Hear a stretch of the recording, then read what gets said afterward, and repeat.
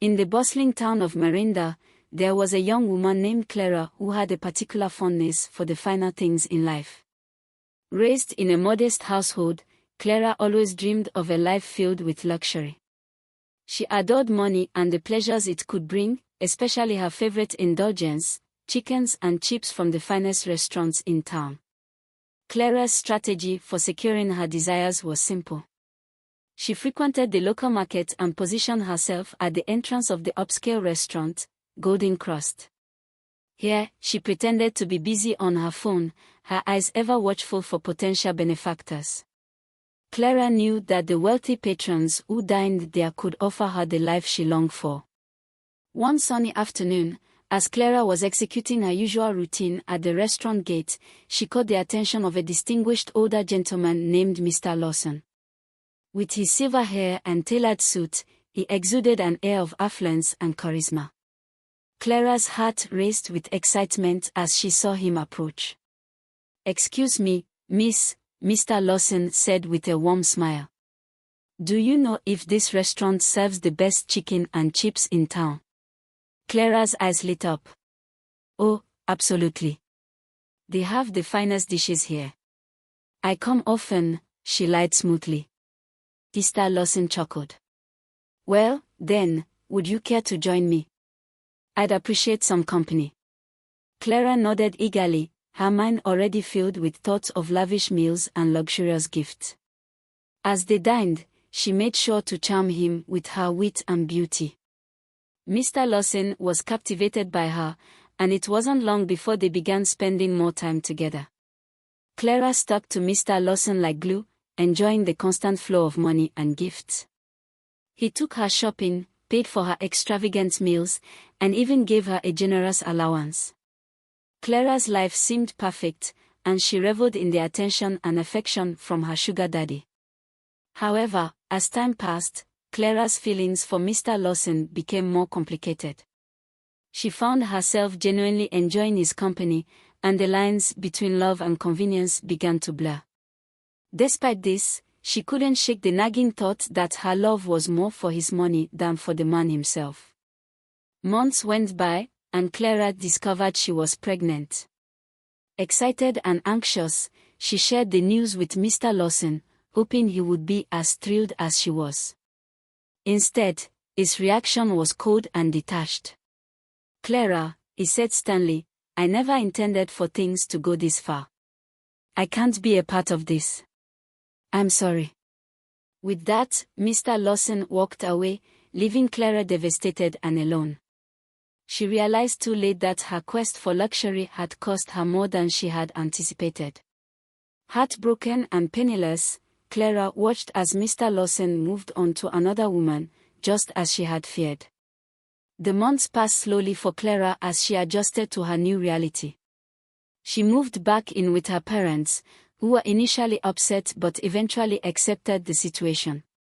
Despite their disappointments, they stood by her, offering the support she desperately needed.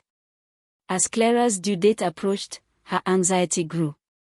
The day finally arrived on a stormy night. She felt sharp pains in her abdomen and knew it was time. Her parents rushed her to the hospital, their concern etched on their faces. The drive was tense, filled with the sound of the rain pounding against the car and Clara's labored breathing.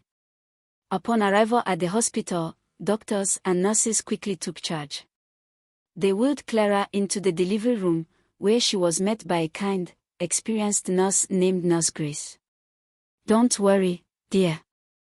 You're in good hands," Nurse Grace reassured her, holding Clara's hand firmly.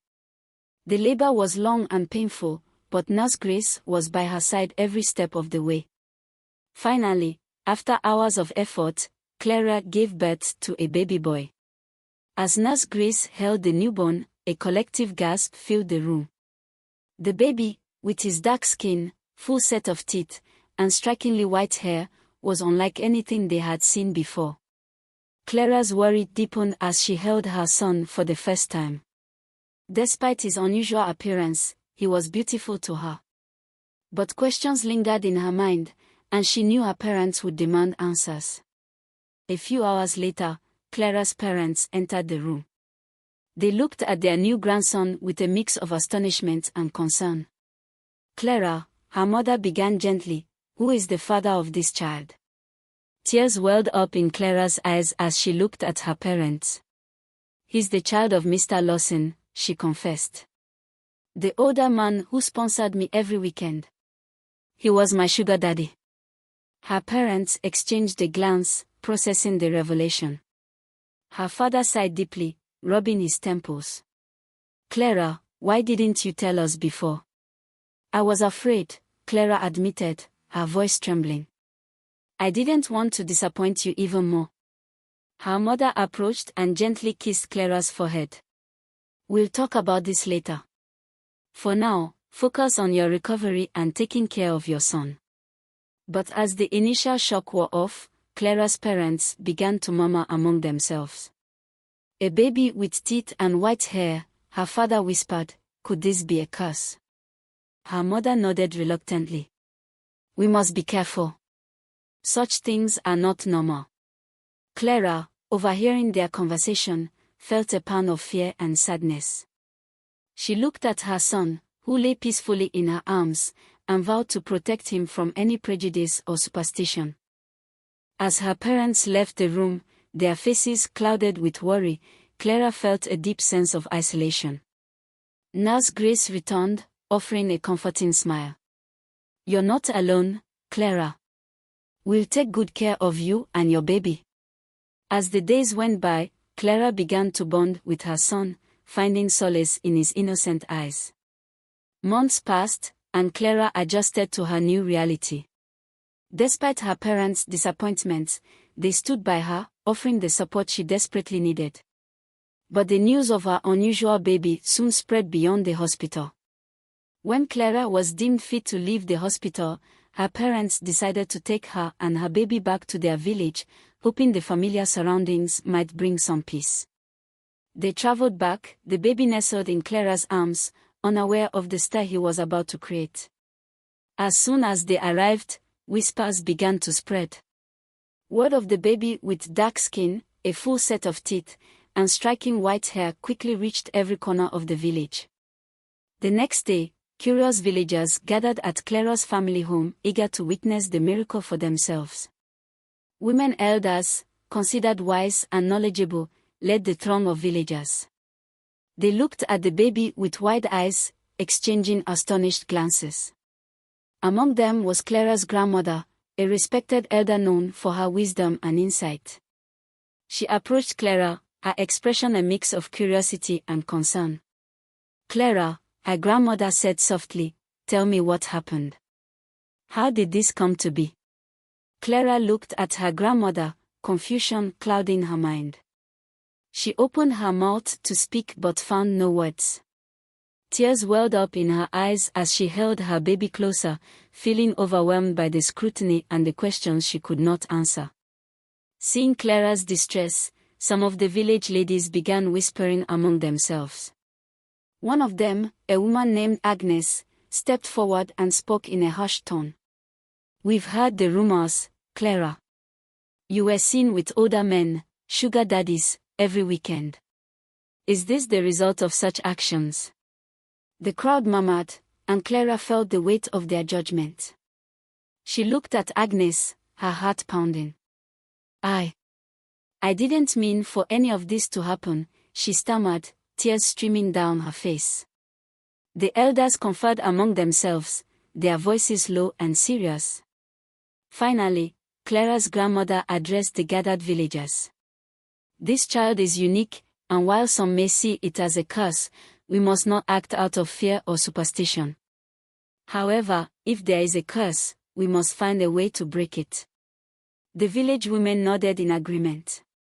They knew they needed to act with wisdom and care. "We must consult the ancient text and perform the necessary rituals," one elder suggested. "Only then can we determine the truth and, if needed, break the curse." Clara listened, feeling a mixture of hope and apprehension. She didn't fully understand what was happening, but she knew she had to trust the wisdom of her elders.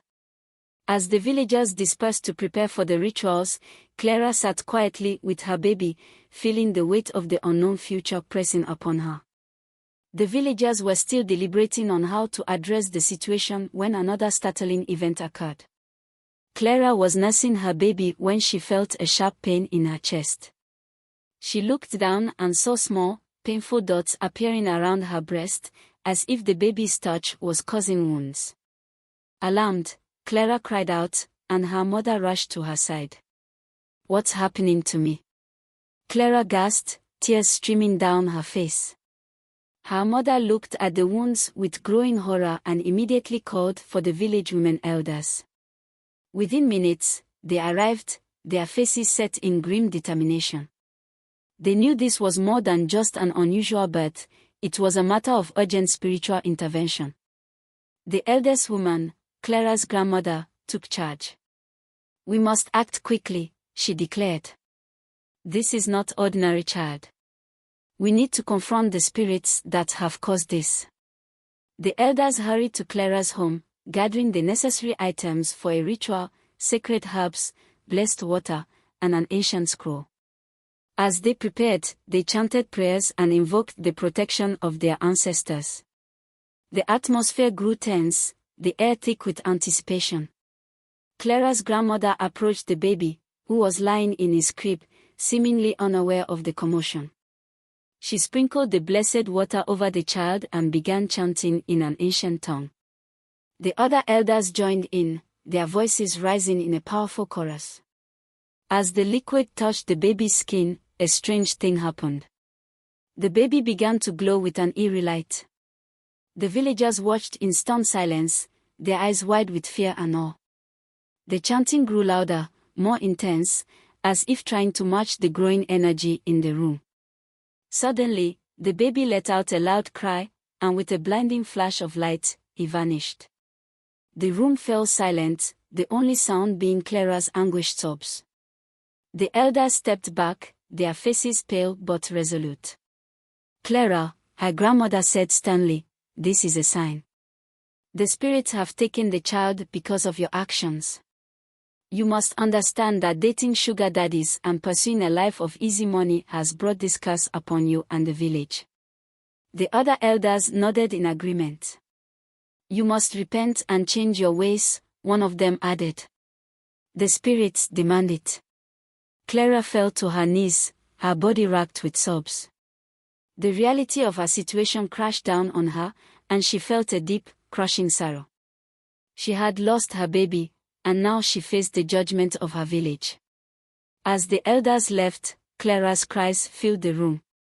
She was overwhelmed by guilt and grief, regretting the choices that had led her to this moment.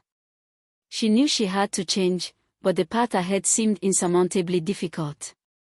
The villagers whispered among themselves as they dispersed, the story of Clara's cursed baby spreading like wildfire. Clara, left alone in her home, cried for what she had lost and the heavy burden she now carried.